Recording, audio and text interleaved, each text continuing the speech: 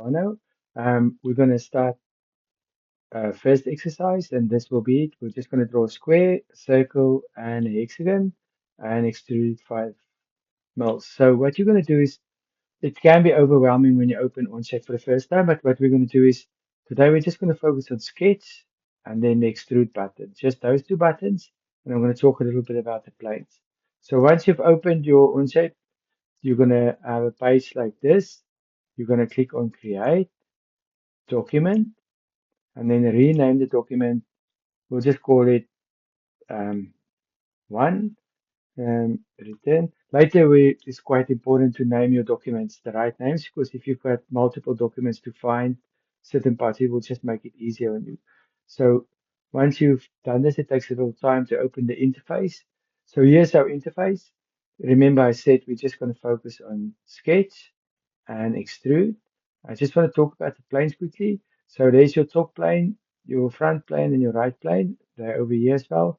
You can either choose them here or you can choose them there.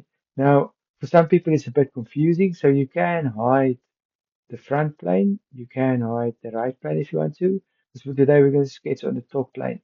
So if you right click on your mouse or use the arrows on your keyboard, you can move the plane around or you can pan around.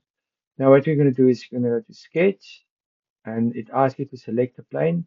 You can either click here on the top plane or choose the top plane there, and then you can see the plane that's chosen. Then all your sketch tools will appear. So let's say we're drawing a corner rectangle. Click on it on the origin there and then click once. Then you're going to enter the dimensions, so 55, return, or enter 55, enter or return. Then see it's still um, doesn't have any volume to it. So we're going to just draw a circle as well.